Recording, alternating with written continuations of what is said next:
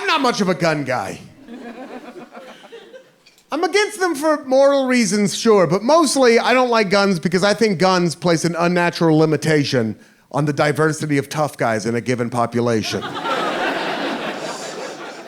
Because if you're in a situation and there's a guy who looks like he has a gun, that's the tough guy there, right? No one else is gonna be the tough guy because it's the guy with a gun who's a tough guy. You know the kind of guy I'm talking about, right? You know the guy who looks like he has a gun, pulled up to the bar in the biggest, whitest, cleanest truck you've ever seen in your entire life. Such a big truck, so tall, way too tall for any practice. Unless you're helping Shaq move, that's not useful at all. You know what? Like an aggressive window decal professing their political views, like a fundamental misunderstanding of the Punisher character from comic books. That guy.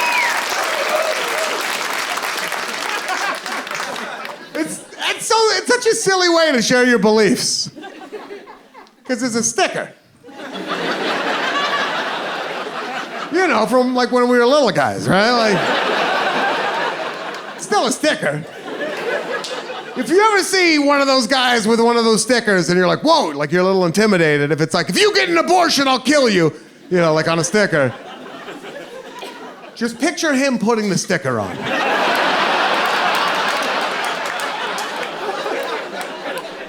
Picture him standing up in the back of his Ford F-350 like...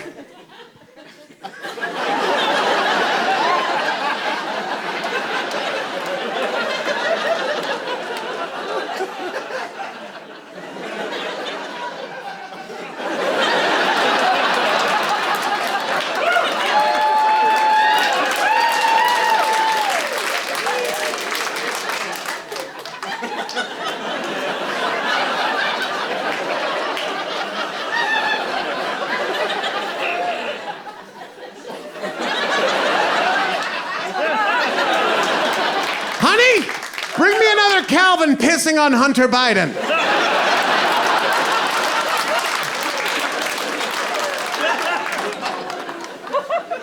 I just prefer areas where there's fewer guns. I think you get more fun tough guys there. I went to London, England. And in London, they have no guns. And anyone there could be a tough guy. You could get your ass kicked by a guy with an umbrella and a bowler hat. It might happen. I was there with 8 other Americans. We were there for a work trip. And at the end of the week, to celebrate, we went on a pub crawl. And towards the end of the pub crawl, this tiny little, very drunk British guy had latched onto our group. And at first it was fun, but towards the end of the night, it was clear that he wasn't really picking up on any verbal cues, and he wouldn't stop hassling a couple of the women we were with. So I was like, you know what, I'm gonna go talk to him. I'll let him know his night's over. I'm a big guy. There's 9 of us. I'll handle it.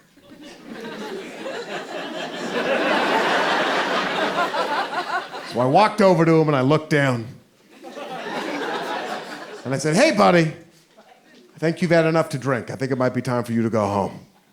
And he looked up at me and he said, oi, what's that, Porky? I think it's time for you to kiss my ass. And it hurt. Because I'd never been cussed at in that accent before. I was like, oh, that's how Paddington talks.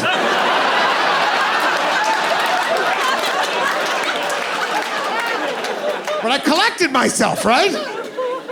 I was like, I don't think you heard me. I said it's time for you to go home. And he said, I don't think you heard me. It's time for you to kiss my ass. And that gave me pause. I was like, why is this guy so confident? I know he doesn't have a gun, but is Harry Potter real? Is magic real?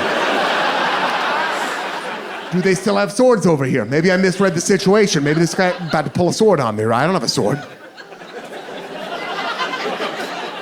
And I didn't want to fight anyway, so I was like, hey, buddy, we're not looking for trouble. And he cut me off. He said, oh, you found trouble, mate. It sounded so cool. For a second, I was like, oh, someone's gonna get their ass kicked. Oh no, it's me, I'm the one.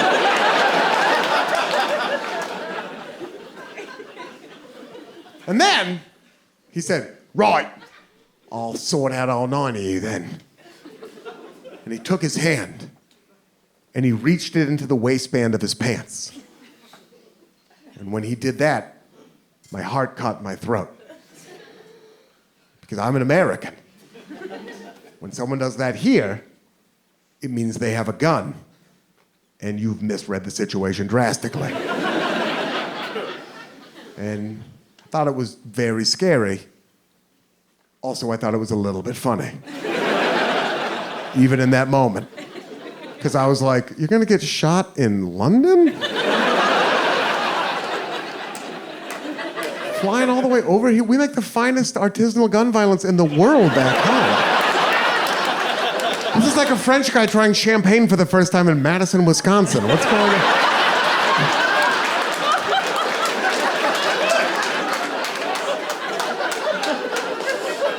But I was terrified. And you learn who you are in those moments. And I was not happy to find out who I am because I looked around at my friends and I swear to God, I thought, boy, I hope he shoots one of them first. That's what I thought, because it's still England. Once he gets one shot off, it's gonna take him a while to reload.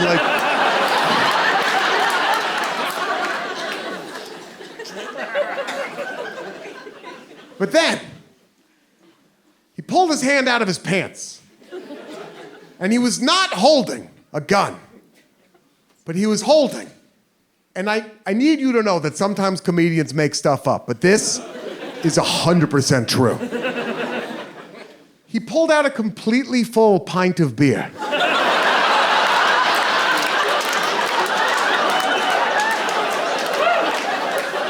And he'd been moving around. He was active. Not a drop spilled.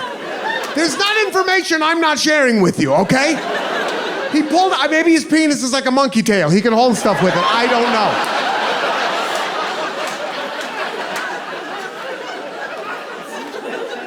But he was holding this beer and he said, shall we? And then he drank the entire thing in one gulp, took the glass and threw it against the wall of the pub, and then started walking towards me and my friends like this. And the 9 of us took off in 9 different directions so fast. It was like he pulled a machine gun. And that's the kind of tough guy we don't have enough of in this country.